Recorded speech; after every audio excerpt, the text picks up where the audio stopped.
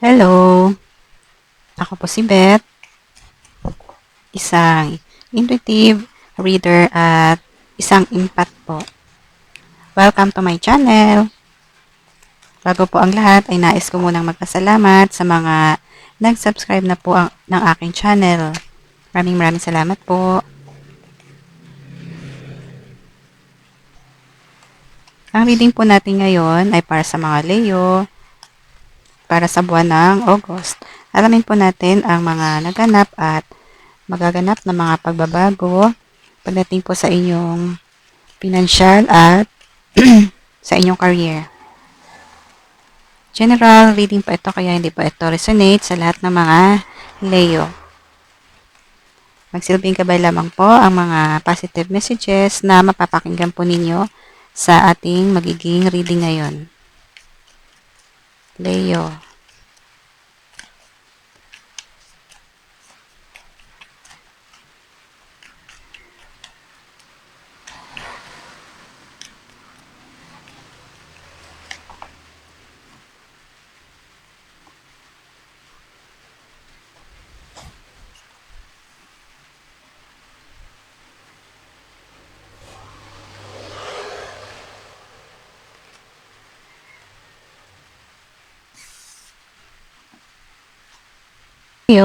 Itong unang apat na card po ninyo ay nagpapakita po ito tungkol po sa sitwasyon po ng iba sa inyo. Kung saan po itong picture po ay nagpapahinga po ito. Tungkol po ito sa career.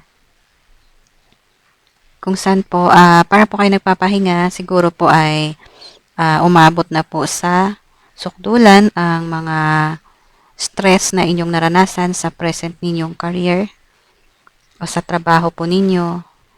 Ito po ay nagpapakita po na parang iba po sa inyo ay magdidesisyon na titigil muna kayo sa inyong career at nagbabalak po kayo na magpapalit po kayo ng ibang trabaho o career. Kaya ito po yung card po na ito ay nagpapakita po na ang iba po sa inyo ay nagtitimbang-timbang po kayo. Parang nagbabalance-balance po kayo ng mga sitwasyon siguro kung alin po yung mas makakabuti at magandang gawin para sa inyong magiging desisyon. At itong card nagpapakita rin po ito na kung ano man po ang inyong binabalance ay para po ito sa positive changes. Yan po. So, pwedeng ang iba po sa inyo ay na-stress na po kayo or napagod na po kayo sa kasalukuyan po ninyong career. Kung saan, feeling nyo po siguro ay hindi na naka-align sa inyong mga goals at sa inyong mga values, yung present na career ninyo. Kaya, nag-iisip-isip po kayo, pinagtitimbang-timbang po ninyo ang mga bagay-bagay, kung ano po yung makakabuti sa inyong sitwasyon.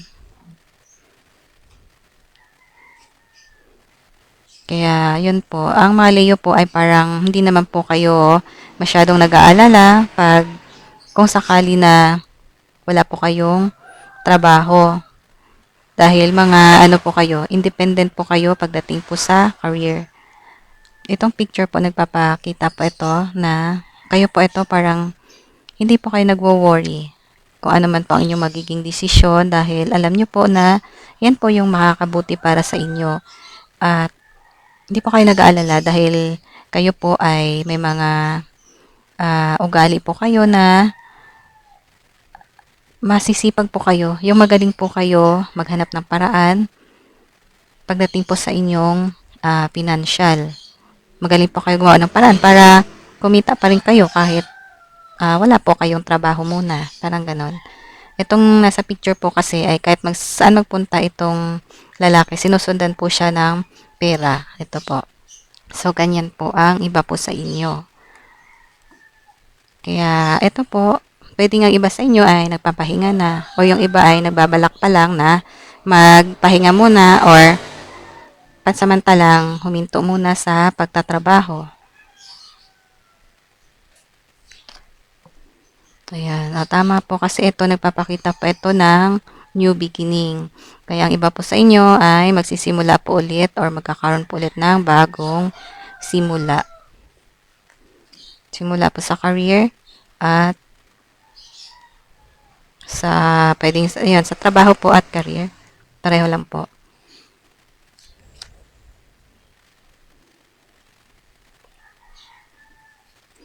At para po sa iba sa inyo na magkakaroon po ng bagong simula sa inyong career ay kung ano man po ang inyong mga manifestations, kung ano man po yung inyong mga gusto na para sa inyong magiging bagong career, yun din po ang magiging reality po.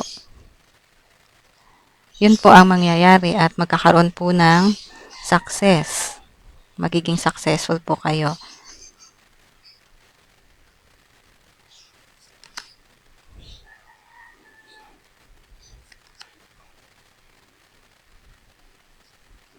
Ayun po, sa iba po na nakaranas po ng disappointment sa inyong mga kasalukuyan or itong mga nakaraan, hindi po yun ang dahilan para kayo po ay mawalan po kayo ng pag-asa or mawalan ng motivation para po magsimula ulit ng panibago. Dahil itong card po na to nagpapakita po ito na para po kayong energetic, excited, ganun po kayo. At umaasa po kayo na sa panibagong simula ng inyong career ay magiging successful kayo. Parang ganun po. Ayan po. Yung inyong minamanifest ay magkakaroon po ng magandang katuparan. Kung anong klase man po yung inyong minamanifest.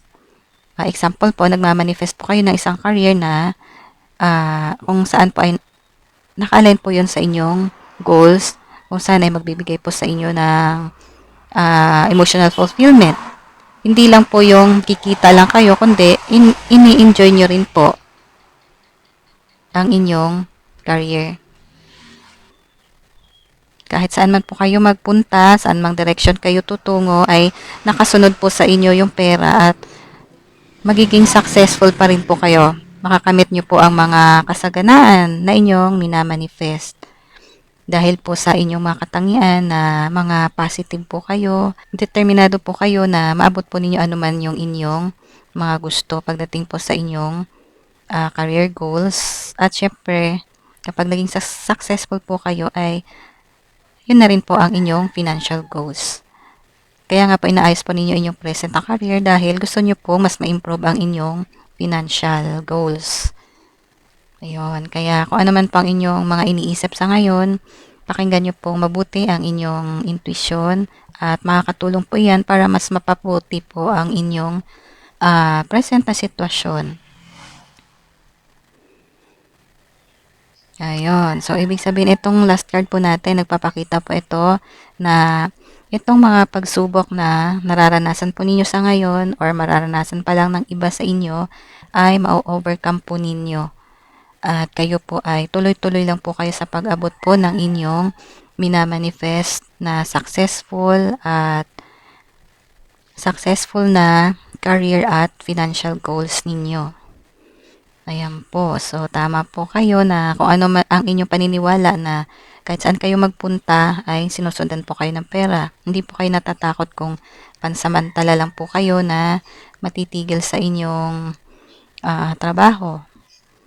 Dahil may tiwala po kayo sa inyong mga sarili na kaya-kaya nyo po maging independent pagdating po sa paghahanap ng trabaho or paghahanap ng kaperahan. Ayun po. Kaya itong card na to nagpapakita po ito na kahit hindi nyo po alam yung inyong patutunguhan or hindi nyo pa alam, di pa sure kung magiging successful kung ano man po ang inyong pinaplano sa ngayon ay energetic pa rin po kayo at excited. Ganun po, motivated kayo na gumawa na ng action para sa panibagong career or pagbabago po ng inyong career. Itong card po na 5 of Cups ay nagpapakita po ito na ang iba po sa inyo ay ayun nga po, matitigil sa trabaho or pwedeng nawalan ng trabaho talaga yung iba sa inyo at wala po kayong pakialam. kumbaga ay energetic pa rin po kayo sa pag-manifest po ng panibagong simula ninyo. Wala po kayong pakialam sa mga pagsubok. Kaya ito nagpapakita po na ano man yung mga pagsubok, mga hardships na mararanasan ninyo or naranasan nyo na, ay nagpapakita po ito na ma-overcome po ninyo, malalagpasan nyo po lahat yon at magkakaroon po ulit ng magandang panahon pagdating po sa inyong career. Magkakaroon ulit ng magandang panahon at sa example po ay magsimula na po kayo sa panibagong career po, magiging source of income po ninyo ay magiging okay na po ang sitwasyon kung saan po magkakaroon po kayo ng magandang pagbabago. Kumbaga ay manageable na po ang inyong magiging sitwasyon at magkakaroon na po ng stability, magiging stable ang sitwasyon ng inyong magiging bagong career. Kung saan po ay unti-unti po siya na uuwi po, unti-unti po siya na magkaroon ng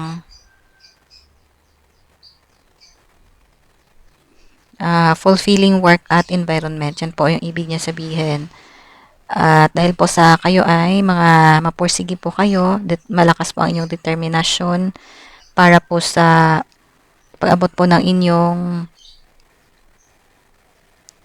mga goals, ay nandito po yung success. Magiging successful po kayo sa inyong mga manifestations. Yun, ang ganda po ng inyong cards. Kaya hindi po kayo nag-aalala sa mga present ninyong problema tungkol po sa inyong career goals. Dahil alam nyo po ang inyong mga kakayahan. Ayan po.